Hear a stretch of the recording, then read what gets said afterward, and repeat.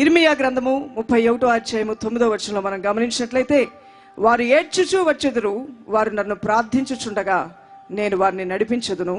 వారు తొట్టిల్లిపోకుండా చక్కగా పోవు బాటను నీళ్ల కాలువల యొద్దకు నేను వారిని నడిపించదును అంటున్నాడు. వారు ఏడ్చుచూ వచ్చెదరు. తెలుసు యేసయ్యకు, దేవునికి తెలుసు అనేకమైన మార్లు సుఖ దుఃఖాలు ఈ మానవ జీవితంలో సర్వసాధారణమని. అయితే ప్రభు అంటున్నాడు, నా బిడ్డలు కొన్ని సమయాల్లో వారు ఏడుస్తూ నా సన్నిధికి వస్తారు. కృంగిన స్థితిలో, కృషించిన స్థితిలో, దుఃఖంతో, బాధతో నా సన్నిధికి వస్తారు. అయితే వారు నన్ను ప్రార్థించుచూ ఉండగా, కేవలం ఏడుస్తూ కూర్చుంటే కార్యాలు జరగవు. హన్నా దేవుని యొక్క దేవాలయంలోనికి వెళ్ళి ప్రార్థిస్తూ ఏడ్చింది. కొందరు అందరి ముందు ఏడుస్తారు కానీ దేవుని సన్నిధిలో కూర్చి ఏడవటానికి మనసు ఉండదు.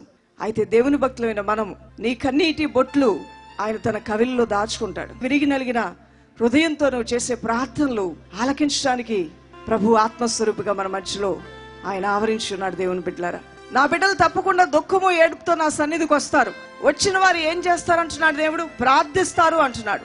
చక్కగా పోయే బాటలో నీ దేవుడిని నడిపిస్తాడు. నీళ్ల కాలువల యొద్ద నేను నడిపిస్తాడు.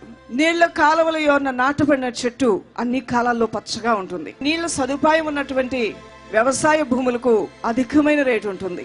ఎన్ని ఎకరముల భూమి ఉన్నా నీళ్ల సదుపాయం లేనటువంటి భూములకు తక్కువ రేటు ఉంటుంది.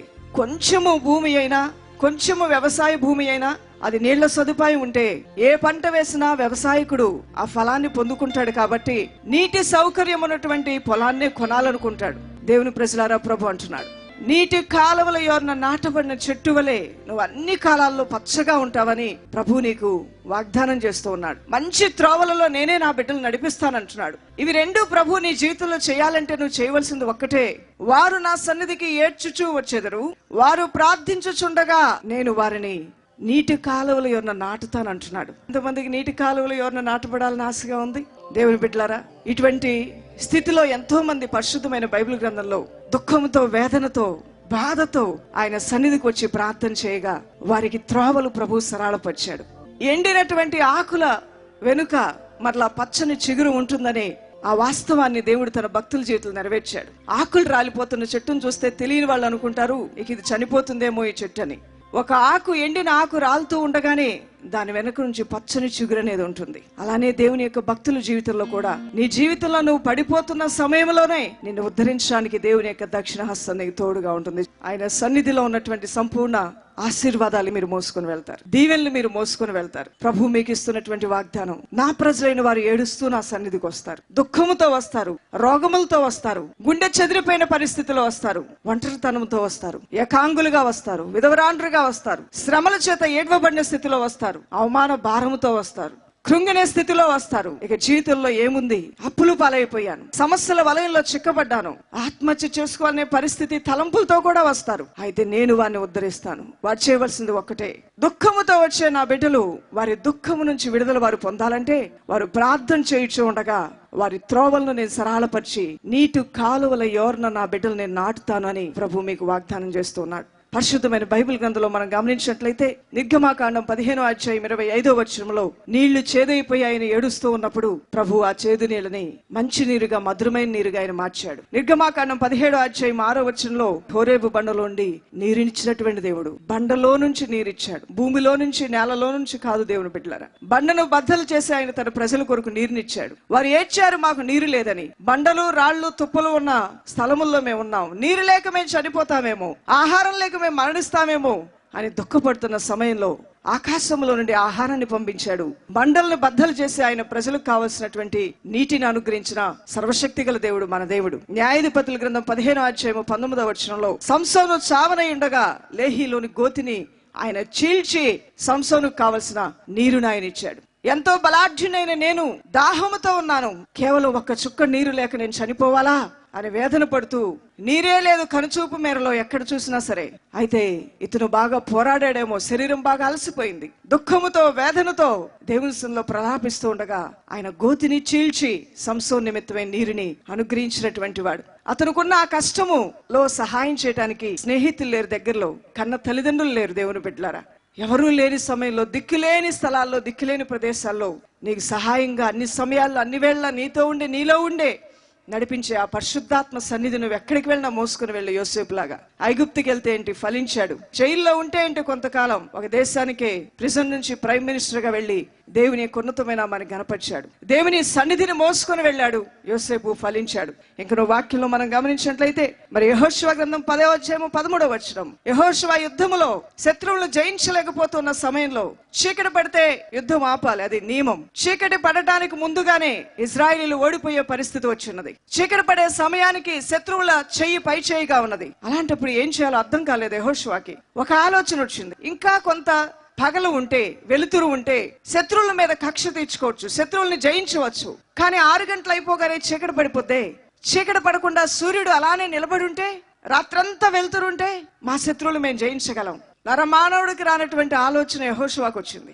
అద్భుతమైన విషయాన్ని దేవుని సన్నిధిలో అడిగాడు. అయా సూర్యుడిని ఆగిపో, చంద్రుడిని ఆపు చేయి, చీకటి పడకుండా వెలుగునివ్వమని అడిగాడు. అతని ప్రార్థన దేవుడు మన్నించాడు. దేవుని బిడ్డలారా, నీతిమంతుల ప్రార్థన బహు బలము గలదిగా ఉంటుంది. నీతిమంతుల యొక్క కోరికలు దేవుడు నెరవేరుస్తాడు. నీతిమంతుల యొక్క కొమ్మును దేవుడు స్థిరపరుస్తాడు. ఆయన భక్తుల యొక్క ప్రాణం ఆయనకు ఎంతో విలువైనది. ఆయన భక్తుల ప్రాణమును ఆయన సేద తీరుస్తాననే ఆ మాట ఆనాడు యెహోషువ జీవితంలో నెరవేర్చబడ్డది. ఇంకా నువ్వు లేయా అవమాన భారంతో అటు సంతానము లేక, ఇటు భర్త చేత ద్వేషింపబడి, అటు తన చెల్లి చేత ద్వేషింపబడి, ఇటు తండ్రి దగ్గరికి వెళ్ళి, నాన్న నా పరిస్థితి ఏంటి, ఇలా అయిపోయింది, నా భర్త నన్ను ద్వేషించాడు, నా చెల్లి నన్ను ద్వేషిస్తుంది, నన్ను మోసం చేశావని నువ్వన్నా నాకు న్యాయం చేయమంటే, నీతో నాకు పని లేదు, పెళ్ళయి వెళ్ళిపోయావు, ఇక నీ జ్ఞానంతో నువ్వు నడిపించుకొని కుటుంబాన్ని తండ్రి కూడా చేతులెత్తేశాడు. ఏం చేయాలో అర్థం కాలేదు. యాకోబు అంటూ ఉన్నాడు, మోసం చేసి మీ నాన్న నాకు ఇచ్చి పెళ్లి చేశాడు. నువ్వు జబ్బు కళ్ళు కలిగిన దానివి, నా కళ్ళకి నీ యొక్క స్వరూపము అందముగా లేదు, నువ్వు నన్ను ఆకర్షించలేదు, నీ చెల్లె నన్ను ఆకర్షించిందని తోలనాడుతూ వచ్చాడు. ఎటు తోచని స్థితిలో కన్నీళ్లతో దేవుని సన్నిధిలో మోకరించి దేవుణ్ణి ఆకర్షించడం ప్రారంభించింది లేయా. దేవుని స్తోత్రం కలుగును గాక. హల్లెలూయా. ప్రభువుని ఆకర్షించడం ప్రారంభించింది, కన్నీటితో మొరపెట్టడం ప్రారంభించింది. లేయా అవమానం పొందుట పరలోకంలో ఉన్న దేవుడు చూశాడంట. దేవుని బిడ్డలారా, ఈ రోజు నింద అవమానం నీ పైకి వస్తే దేవుడు నిన్ను చూస్తాడు. నీకు ఏ విధంగా నిందింపబడుతున్నావు, హింసింపబడుతున్నావు, తోలనాడబడుతున్నావు, త్రోసివేయబడుతున్నావు, బంధుమిత్రుల్లో ఏ విధంగా చిన్నచూపు చూడబడుతున్నావు, ఇంటి వారి మధ్యలో ఏ విధంగా హింస పాలవుతున్నావు అనేది దేవుడు చూస్తూ ఉన్నాడు. ప్రతి ఒక్కరిని ఆయన చూస్తాడు. ఆయన మరుగుపరచబడినది ఒకటి లేదు. లేయా అవమానం పొందుట దేవుడు చూశాడు. ఆమె గర్భమును దేవుడు తెరిచాడు. యాకోబు లేయాని ప్రేమించే విధంగా అతని మనస్సును దేవుడు నూతన పరిచాడు. ప్రభు సన్నిధిని గనపరిచింది లేయా. బిడ్డన కన్నా ప్రతి మారు కూడా ప్రభువుని గనపరిచింది. స్తుతి కుమారుడని యోధాకి మంచి పేరు పెట్టింది. యోధా అనగా స్తుతి. నా నిందను నా అవమానమును నా దేవుడు కొట్టివేశాడని ఎంతగానో సంతోషించింది. 12 గోత్రముల్లో అత్యధికమైన సంతానమునకు తల్లిగా ఉండే భాగ్యాన్ని సర్వశక్తి గల దేవుడు లేయాకే ఇచ్చాడు. అందువల్లనే దుఃఖముతో వచ్చే నా బిడ్డలు వారి దుఃఖము నుంచి విడుదల వారు పొందాలంటే వారు ప్రార్థన చేయుచూ ఉండగా వారి త్రోవలను నేను సరళపరిచి నీటి కాలువల యోర్న నా బిడ్డలు నేను నాటుతాను అని ప్రభు మీకు వాగ్దానం చేస్తున్నాడు. హెచ్చు కుడివైపు నుంచి ఎడవైపు నుంచి రాదు గాని హెచ్చించువాడు దేవుడే. మొదటివారు కడపడివారు, కడపడివారు మొదటివారు అయ్యే అవకాశం ఉంది. నీ భక్తి, నీ విశ్వాసము, నీ పరిశుద్ధమైన జీవితం, నీ కన్నీటి ప్రార్థనలు దేవుణ్ణి ఆకర్షిస్తే అద్భుతమైనటువంటి మేలులతో నువ్వు ఇక్కడి నుంచి వెళ్ళబోతున్నావు.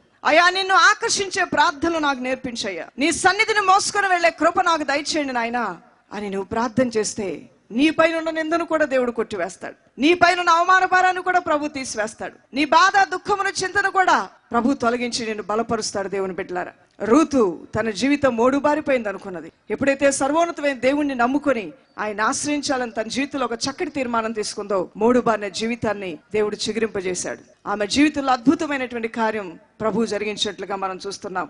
పాపాత్ముల్ని పరిశుద్ధులుగా మార్చినటువంటి ప్రేమ యేసయ్య ప్రేమ. అనాథ అని పిలువబడుతున్నటువంటి ఎస్తేరు తన చిన్నాన్న దగ్గర పెరిగి పెద్దదైనది. ఆమె యొక్క స్థితిని చూసిన దేవుడు జాలితో, దయతో ఒక దేశానికే రాణిగా అయ్యే ఉండే విధంగా ప్రభు ఆమె పట్ల కూడా కృప చూపించాడు. బైబిల్ గ్రంథంలో స్త్రీలని, పురుషులని, వారని, వీరని భేదం లేదు గాని గొర్రెల కాపర్లు ఉన్నారు, కంసాలులు ఉన్నారు, ఇల్లు పనులు చేసుకునే వాళ్ళు ఉన్నారు, కూలి పనులు చేసుకునే వాళ్ళు ఉన్నారు. వారి యొక్క వృత్తిని బట్టి దేవుడు వారిని దీవించలేదు కానీ వారి భక్తిని బట్టి దేవుడు వారిని దీవించాడు. దేవుని స్తోత్రం కలుగును గాక. హల్లెలూయా. దైవజనమా, నీ ప్రయాస క్రీస్తుల వ్యర్థం కాదు. నీ కన్నీటిని ప్రభు చూస్తున్నాడు. దైవ వాక్యంలో మనం చదివినట్లుగా ఇర్మియా 31వ అధ్యాయం 9వ వచనంలో నీళ్ల కాలవల యొద్దను నేను వారిని నడిపిస్తానని వాగ్దానం చేసిన దేవుడు ఈ వాగ్దానాన్ని మీ పట్ల నెరవేర్చాలని, మీ జీవితాల్లో మేలు చేయాలని, మీరు దేవుని యొక్క చేతిలో భూషణ కిరీటముగాను, నీ దేవుని చేతిలో రాజకీయ మగుటముగానే ఉండాలని, నీవు చేసే ప్రయత్నాలు సఫలమవ్వాలని, నీ ఉద్దేశములు సఫలమవ్వాలని, మీ మధ్యలో మీ పిల్లలు ఆస్వాదింపబడాలని, కృపగల దేవుని యొక్క హస్తము, ఆయన బలమైన సన్నిధి మీకు తోడుగా ఉండాలని ప్రార్థన చేయాలని నేను ఆశపడుతూ ఉన్నాను. ప్రభు మీకు ఇచ్చిన వాగ్దానం ఈ రాత్రి, వారు ఏడ్చుచు నా సన్నిధికి వస్తారు, అయితే వారు నా నామంలో ప్రార్థన చేయుచు ఉండగా వారి నిమిత్తమే నూతన మార్గములు నేను సరళపరిచి, వారు తొట్టిల్లిపోకుండా వారిని కాపాడి నీటి కాలువల యొద్ద నేను నా బిడ్డల్ని నాడుతానని వాగ్దానం చేస్తున్నాడు. ఈ వాగ్దానాన్ని ఎంతమంది నమ్ముచున్నారండి? అవును, మేము ఏ దుఃఖముతో ఏ బాధతో వచ్చినా మేము ప్రార్థన చేసినప్పుడు మా దేవుడు మేము తొట్టిల్లిపోకుండా మా కొరకు నూతన మార్గములు సరళపరిచి నూతన జీవములో మమ్మల్ని నడిపించి నీటి కాలువల యొద్ద మా దేవుడు మమ్మల్ని నాటుతాడని నమ్మకించిన వారు మీ కుడి చేతిని పైకెత్తి ప్రార్థనలో ఏకీభవించండి. దైవజనమా, మీ జీవితంలో ఉన్న ఏ భారమైనా, ఏ దుఃఖమైనా, ఏ చింతైనా, ఏ వేదనైనా, అది ఇంటైనా బయటైనా లేదా నీ వ్యక్తిగత జీవితంలో ఉన్న సంఘర్షణలైనా దేవుని వాగ్దానం చేస్తూ ఉన్నాడు. భారభరితమైన మనసుతో వచ్చిన వారు మీలో ఉంటే, ఇబ్బందుల్లోనూ కష్టముల్లోనూ కాడిని మోయిచు వచ్చిన వారుంటే, బంధకములో ఉన్న వారు వచ్చి ఉంటే ఒక్కటే చేయవలసింది, వారు ఏడ్చుచు నా సన్నిధికి వచ్చెదరు, వారు ప్రార్థించుచూ ఉండగా నేను వారు తొట్టిల్లిపోకుండా మంచి మార్గంలో వారు నడిపించి నీటి కాలువల యొద్ద వారిని నాటుతానంటున్నాడు. మంచి మార్గములు నీ కొరకు దేవుడు ఏర్పాటు చేశాడు. ఆయన తన సన్నిధి దూతను మీకు ముందుగా పంపించి మూయబడిన మీ త్రోవలు, ముళ్ళ కంచెలతో ఉన్నటువంటి మీ త్రోవలు, కష్టములో ఇబ్బందుల్లో ఉన్నటువంటి మీ త్రోవలు, అరణ్యం వల్ల ఉన్నటువంటి మీ త్రోవల్ని దేవుడు సరళమైన త్రోవలుగా చేయబోతున్నాడు. ఆయన గద్దించబోతున్నాడు మీకు ఎదురవుతున్నటువంటి సోదరులను.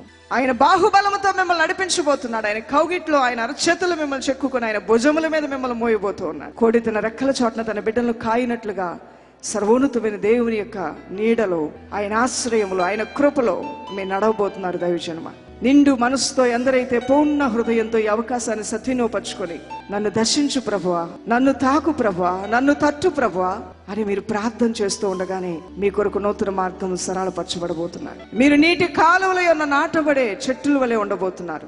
ఆకువాడకు తన కాలమందు ఫలమిచ్చే చెట్లు వలె మీరు ఉండబోతున్నారు. అన్ని కాలాల్లో మీరు ఫలిస్తారు అంటున్నాడు. నీరు లేని సమయాల్లో కూడా మీరు ఫలిస్తారు. దేవుని బిడ్డలారా, సర్వోన్నతమైన దేవుడే మీకు జీవముగా ఉండి నడిపిస్తారు అంటున్నాడు. అయ్యో అయ్యో అనే పరిస్థితి మీ జీవితాల్లో లేకుండా దేవుని కృప, ఆయన కృప వలన సమస్తము సాధ్యమవుతున్నాయి. మమ్మల్ని బలపరుస్తున్న దేవుని ద్వారా మేము అన్నీ చేసుకోగలుగుతున్నామని ఆశీర్వాద మాటలు మీ నోట వినాలని యేసయ్య ఆశపడుతున్నాడు. హృదయాంతరములు తెచ్చి ఎవరికి వారిగా మీ మనస్సులో ఉన్న భారమంతా ప్రభు సన్నిధిలో కృమ్మరించండి. ఆయన మీ మంచి స్నేహితుడు. మీరేం మాట్లాడుతారో వినాలని ఆశపడుతున్నటువంటి దేవుడు. ఆ పరలోకంలో తండ్రితో ఏం మాట్లాడుతున్నావో ఆయన వింటున్నాడు చెవియోగి. నీ ప్రార్థనలు ఆయన చెవిలోనికి చొచ్చుచూ ఉన్నాయి. పరలోక ఆశీర్వాదములతో మీ ప్రభు మిమ్మల్ని దర్శించునై ఉన్నాడు. మహాపరిశుద్ధమైన నా ప్రియదైవం, మా సర్వశక్తిమంతుడా, కృపగలిగిన వాడా, అయా తల్లులను, తండ్రులను, పెద్దలను, చిన్నలను, వృద్ధులను, కన్యకలను నీ ఆత్మాభిషేకముతో బలపరచండి. నీ వాగ్దాన నెరవేర్పును వారి జీవితాల్లో అనుగ్రహించండి. నీ పరిశుద్ధ బాహువు నిన్ను ఆశ్రయించి నీ సన్నిధికి వచ్చిన ప్రతి బిడ్డకి తోడుగా ఉంచి నడిపించమని సర్వోన్నతమైన దేవుడు యేసుక్రీస్తు శక్తిగల నామంలో ప్రార్థించి వేడుకొంచున్నాం మా ప్రియ తండ్రి. ఆమేన్. God bless you.